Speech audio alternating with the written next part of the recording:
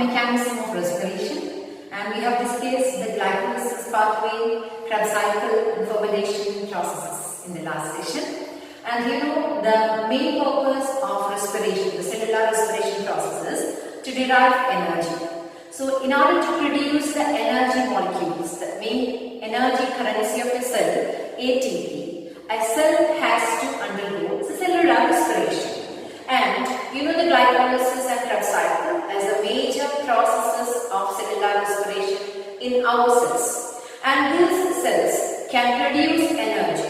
Ultimately, the ATP can be released as energy molecules by a process known as oxidative phosphorylation.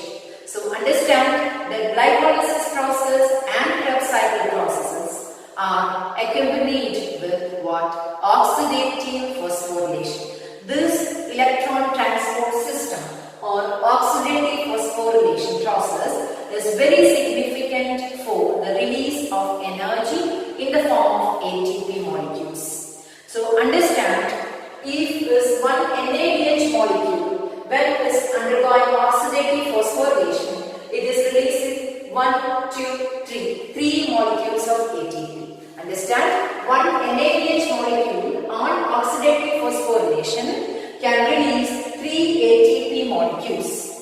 Whereas, if it is one FADH2 molecule on oxidative phosphorylation process, it produces 2 ATP molecules. Anyway, all these processes, the release of ATP, that means the phosphorylation of ADP to form ATP. Okay, the phosphorylation of ADP to ATP, it is accomplished by the action of number of complexes or the protein or enzyme complexes. We can categorize them as 5 major complexes: complex 1, complex 2, 3, 4 and 5. Understand? For running oxidative phosphorylation, there is the association of number of molecules, proteins and enzymes. All together we call them as complexes required for the respiration, cellular respiration. And the major complexes are complex 1, 2, 3, 4 and 5. Among this, the chief one, which is absolutely necessary for the synthesis of ATP, is the enzyme which catalyzes the ATP synthesis is ATP synthase enzyme. This is the complex 5. We are coming to that topic. Before that, just understand what happened during oxidative phosphorylation. What type of electron transport takes place during oxidative phosphorylation? Okay, from the term itself you got the idea.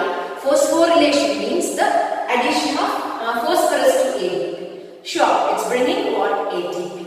One phosphorus is added to ADP means the phosphorylation of ADP means is giving ATP. And this is an oxidative phosphorylation, means there is a chain of oxidation reduction processes taking place, and this is the final oxidation process to release energy in the form of ATP by phosphorylation. So it's known as oxidative phosphorylation. Okay, and here you can see the complex 1 is functioning here. It is NADH dehydrogenase enzyme. By the action of NADH dehydrogenase enzyme, this is getting oxidized. The NADH molecule is getting oxidized. Okay, so NADH is converted to NAD. This is releasing electrons. Then by that, this transferring electrons to this, and FADH2 is oxidized to FAD. It's a flavoprotein. FADH2 is a flavoprotein. This is getting oxidized to FAD. Then the electrons are passed to ubiquinol, the reduced form of ubiquinol. Okay, this is called ubiquinol. This ubiquinol, UQH2, the reduced form is getting oxidized. Okay, then this is its name is ubiquinol. Okay, ubiquinol is then it's passing energy or electrons to the next molecule, which is a cytochrome B, and it is getting oxidized by its ion. Okay, Fe2 plus, Fe3 plus is getting oxidized to Fe2 plus. From cytochrome B, Fe3 plus is getting oxidized to Fe2 plus, and next complex is cytochrome C, and cytochrome C, Fe3 plus is getting oxidized to Fe2 plus, and the next one is cytochrome A, and this Fe3 plus is getting getting oxidized to Fe2 plus, and from cytochrome A3, the next molecule Fe3 plus is getting oxidized to Fe2 plus. These are the major molecules involved in the electron transport system or the oxidative phosphorylation. What happens is every molecule which is in a reduced form is getting its oxidized form, and it is releasing electrons, and this is transported through the system. So it is known as electron transport system. Okay, and every reduced form is getting oxidized, and cytochrome B, C, A3, etc. Its ion is getting oxidized. In Fe3 plus form, it is getting oxidized to Fe2 plus form. Okay, and this all releases electron. These electrons are transported through the system. Finally, these electrons and protons are accepted by oxygen molecule to form water. Okay, so at the end of the electron transport system, water molecule is formed by combining this proton and electron with this oxygen. Okay, this is what is an oxidative phosphorylation cyclic representation.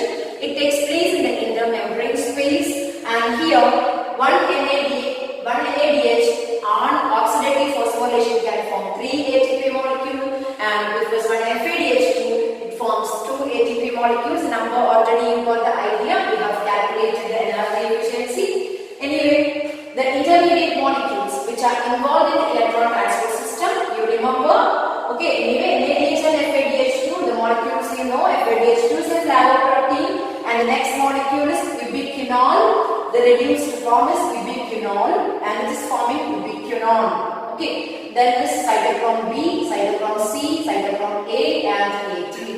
And these all molecules are iron containing protein, and these protein molecules are getting oxidized from its Fe3 plus form to Fe2 plus form. Okay, its ion is getting oxidized. Then understand here all these molecules, we are the major molecules or the complexes of proteins involved. We are calling as complex. Complex 1 is the enzyme involved in the first step. It is NADH dehydrogenase. Complex 2 is the FADH2 dehydrogenase enzyme involved in the second step, the flavoprotein complex.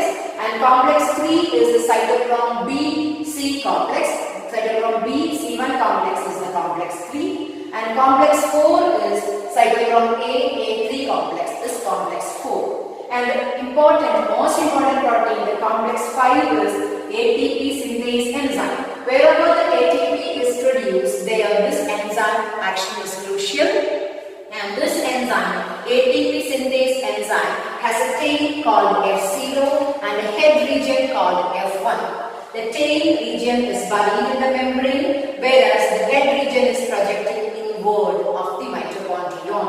Okay, so understand, it's inwardly projecting to the mitochondrion, whereas this one is buried in the membrane. F0 is the tail part and F1 is the head region of the particular enzyme ATP synthase. It is also called the complex 5. And in this case, understand, in order to produce ATP, there is a proton gradient required. This is what we have discussed in the previous chapter as chemi-osmotic hypothesis. Understand, for chemi-osmotic hypothesis, according to chemi-osmotic hypothesis, for ATP synthesis, there is a membrane required, and the membrane must show the proton gradient. There should be a proton pump to produce a proton gradient. There should be a difference in the protons outside and inside, I mean both the sides of the membrane. Then only there is possible to produce the energy.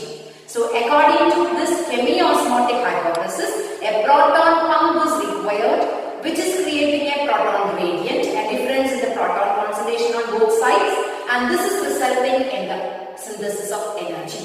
And if this is correct, the ATP synthase can act only when there is a proton gradient, and it can produce ATP only when there is a proton concentration difference.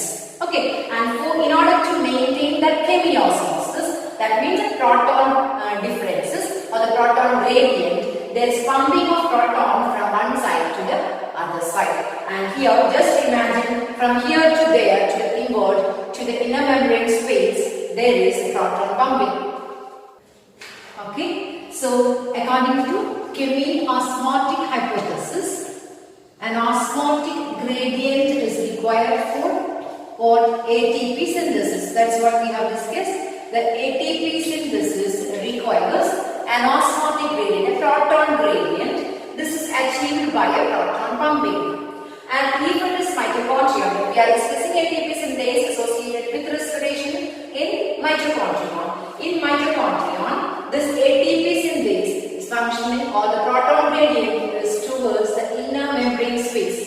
Okay, the proton gradient is towards the inner membrane space. When we compare outside and inner membrane space, there is a pumping of protons to the inner membrane space in mitochondria. And this is creating a proton gradient and is facilitating the ATP synthesis by the enzyme ATP synthase.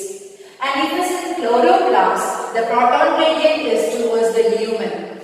Okay, if it is in chloroplast, the proton gradient is towards the lumen. Here is in the inner membrane space. That's the difference. In mitochondrion, the proton gradient, the pumping is towards the inner membrane space. The proton pumping is towards the inner membrane space, whereas in the chloroplast, the proton pump is towards the lumen, from membrane to the lumen. Okay, this is from membrane to the inner membrane space. So understand, the chemi-osmotic hypothesis says that the chemi-osmotic synthesis or synthesis of ATP requires a membrane, a proton pump, a proton gradient, and this enzyme ATP synthase. Okay, this is what is chemi-osmotic hypothesis of ATP synthesis. I think it's clear. Then let us discuss why is respiration called as an amphibolic pathway. Okay, you know respiration is a catabolic or anabolic process. Anabolic means synthesis process. Catabolism means breakdown or destructive or breakdown, degradation process. What type of process is cellular respiration? Okay, you know the respiratory breakdown, oxidation takes place. Complex food materials are broken to simple molecules and this derives its energy. Okay, so the respiration is ultimately what we can say it is a catabolic process, breakdown process. Whereas the respiration process is giving number of products which can be used for the synthesis of other products. Okay, that means if it's a Krebs cycle or any other cycle, some of the intermediates can be withdrawn and can be used for the synthesis of other products, other molecules. For example, alpha-ketoglutarate acid, you know, one of the intermediates of the Krebs cycle. Do you remember? Alpha-ketoglutarate acid is withdrawn from the cycle and is used for the synthesis of amino acids, glutamic acid like amino acids. So understand, Krebs cycle or any process of cellular respiration is yielding number of molecules which can be used as the raw material for the production of another molecules. So in effect, it's doing the anabolic process also. It's giving the chance of anabolism or synthesis also. So we can say the respiration as an amphibolic process, which is basically a catabolic process but is producing a number of molecules. It helps in the synthesis of number of molecules, so it can be anabolic too. So if the process is both anabolic and catabolic, we can call it as amphibolic pathway. Okay, so why is respiration an amphibolic pathway? You know that it is yielding number of molecules, so it's anabolic, and basically it's an oxidative breakdown process, so it's catabolic. Since it's both catabolic and anabolic, it's called amphibolic pathway.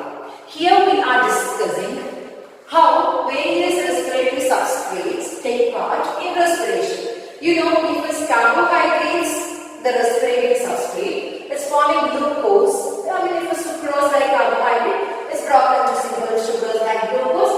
Glucose after glycolysis is forming, glucose is entering glycolysis. You know, this process is glycolysis.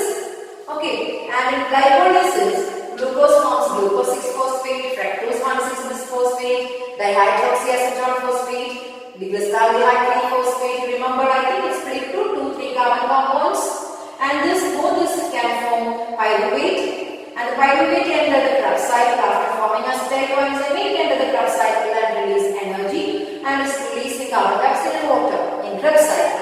you have learned this pathway what the carbohydrates undergo. Okay, when the carbohydrates are the respiratory substrate, this is the pathway, the glycolysis and Krebs cycle. Glycolysis yield pyruvic acid, Krebs cycle yield carbon dioxide and water. And many of the intermediates of the Krebs cycle and many of the intermediates here can be used for various other molecule synthesis which can be anabolic processes. Okay, and here then just understand, if it's a fat undergoing respiration, how does it proceed? If it's a fat undergoing respiration, fat will be first broken to fatty acid and glycerol. Know that the fats are broken to fatty acids and glycerol. Glycerol will be entering this cycle after forming dihydroxyacetone phosphate.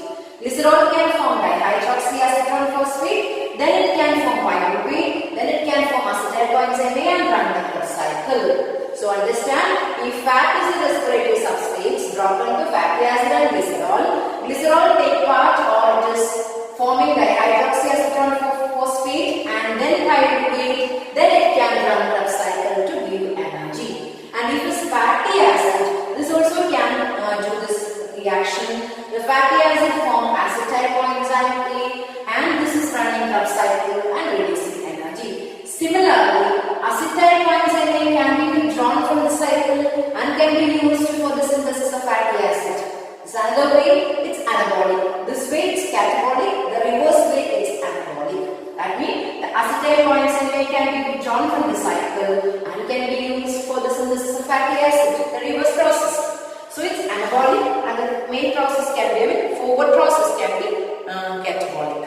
Okay, then if a protein, the respiratory substrate, proteins will be broken to amino acids. This amino acids form pyruvic acid. Pyruvic acid form acetyl coenzyme A and run this Krebs cycle to give energy.